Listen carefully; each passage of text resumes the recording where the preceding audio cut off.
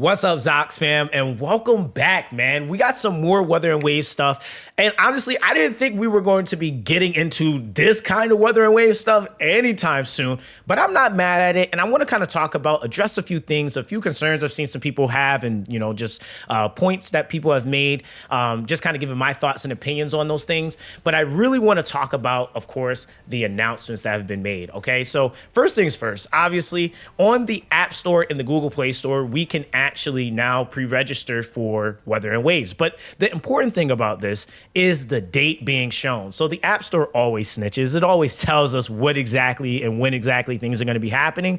So it says Wuthering Waves, Waking of a World, Kuro Games, pre-order expected the 23rd of May, 2024. Now, for some of you guys that don't know, one of the crazy spike videos on the channel was the leak date from Epic Games. And Epic Games actually, I think, put May 6th or 5th or something like that. But it was to us, we all kind of assumed well, maybe this might be just a placeholder. They'll probably still be bringing it June, July, somewhere around there.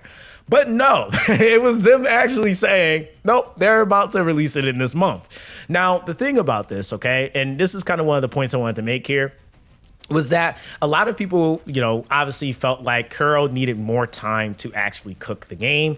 And the thing is that, like I made it a point to say prior to, was that it was confirmed that the version of Wuthering Waves we were playing was the same version that the NDA CN players had played the end of last year, right? So I think it was November, October, around that time that they played the exact build and engine that we were playing on.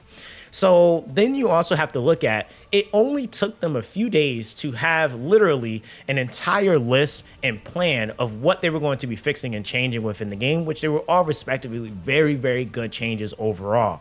Now, the thing about that is that for the team to have already had those things already done and set in place, that meant that from the initial moment that they got certain feedback, and I would even argue from when they got feedback from the CN NDA, they were honestly already working on the new build that we're going to probably see in the next thing we're going to talk about, right? Now, the thing is that with that means that what they used the closed beta 2 for was that they wanted probably to just see if everyone maybe had the same consensus or we were in agreement on certain things needing work. And so with that then came up and, had arise certain character kit issues. We obviously seen the ecosystem, which was one of the big things that they went and addressed right off rip and basically offered a solution immediately. Now, the thing is that you have to remember that the CBT lasted for an entire month. I would argue that the issues with the echoes came up in the first few days. That was in week 1. So to think that they didn't do anything for that entirety of that time would be kind of ignorant in a sense, just because of how Kuro operates. We honestly can say that they're very proactive, and considering that the steps and, the nature of how they have been approaching us, the game, and even now pushing forward into the release, I would say it's safe to say that they had been already cooking up some of those fixes, and they were just looking for any extra input to kind of push through their finalized things that they wanted to have happen for the game before release. Now, the important thing to also note here is that it is really important that they do release, right? And I'm going to kind of give this perspective. Right now we have the technical test going on for, Duet Night Abyss. There's still Project Mugen in the background. And then we also have the Archeron update going on at HSR. Genshin's probably going to have some update coming soon. I'm not really too sure, but I don't keep up with that 100%. Maybe it's already one happening. Who really knows? But either way, there's a lot of other factor or big games that are going to be competing factors. And so they have to release in a period of time that there's still some hype to be driven and allowing them to still be able to drive hype without people's attention being taken away. And regardless of what points people are making, people completely forget the fact that people don't have high attention spans. It is literally going to be a matter of if it's any longer than X amount of time, people are going to maybe not be as hyped, or their attention is going to be on something else, which then automatically makes them lose kind of that traction. it's actually a really smart idea on their part to push out the game, considering that CBT2 actually gave more eyes to the game. And I think that, that compared to CBT1, where like CBT1, there's still a massive amount of people that did not know that Wuthering Waves existed. They did not take Wuthering Waves seriously. The game, it seems to have been taken a lot more seriously and really honestly, truly looked at as a true competitor and equalizer, I would even argue, in the space for open world gacha games, right? So this is honestly, in my opinion, a really good thing, because even down to the ecosystem, I don't know why people think that that's going to take them like 8 months to fix. It's not. Like, that's something that they can go in, they can add more drops, they can change and take out. I mean, it's easy to take out how many, random rolls you're going to get to decrease RNG. Like, these are functionalities that don't take a whole bunch of time, and they have more than enough time to implement those things. Now, of course, that means that within that time frame, voice acting, all that stuff, hopefully they have all those things cooked. But again, like I said, we were operating and playing on an older build. So that means that whatever they're going to be showcasing and what they're going to be presenting might even have slightly better graphics, might obviously have, just even like just more, immersive and just more fluid in terms of the gameplay. Like, everything is probably going to be a lot better, especially if they have a much better build that they have been working on this entire time. So, of course, this is all speculation, but I haven't been wrong yet, so there's that.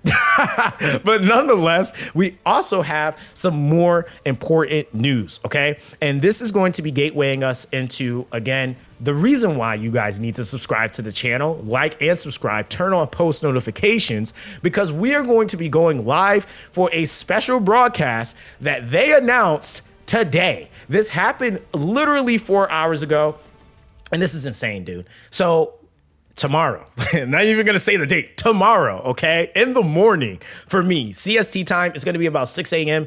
PST is probably gonna be about 4 or 5 a.m. and then EST is gonna be about 7. We are going live early in the morning. We're gonna be reacting to this. I'll probably upload it after the fact as a VOD.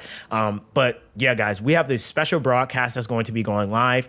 And I'm extremely hyped, man. Like, this is probably the time period that they're going to be announcing the, the release date. They might be showing us potentially maybe some of the new stuff that they might be implementing. We might even see some different characters that we might not have seen before. There's a lot of different things that we could be seeing in this special broadcast that's going to be really sick.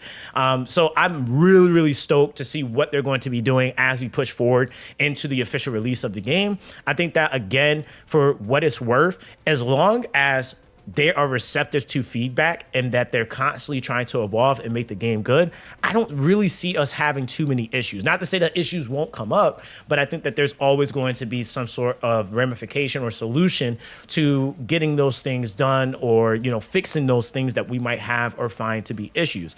And so I think that that's one thing I want to constantly reiterate and remind you guys, is that we're dealing with Kuro Games. We're not dealing with Hoyo, in the sense of them not really paying much attention to how players feel or what players might want to experience or feel like is, a part of that immersion or QOL functionalities for them to be able to really, really enjoy the game.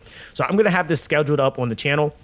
We're probably going to do a watch party. So we'll probably be in here a little bit beforehand, and then we'll be going right into that. So we'll probably have a watch party for about an hour, just kind of chill, talk about some things, ask some questions. If you guys have any questions, I've done about 200 plus hours on the game. So I literally know everything. So with that, man, I'm extremely excited. I really hope to see a lot of you guys there. Nonetheless, that's going to be that with this one. Let me know how you guys feel. Like, are you guys extremely hyped? Do you still feel like they need time to cook? I mean, like I said, there's obviously going to be a lot of variances in opinion, but no matter what we say, the game is going to be coming. So that's basically going to be that, guys. Everyone, stay blessed, bro. Stay blessed. It's extremely hype. I'm so hyped, bro. But that's going to be that. Make sure you like and subscribe, and I'll catch you guys in the next one.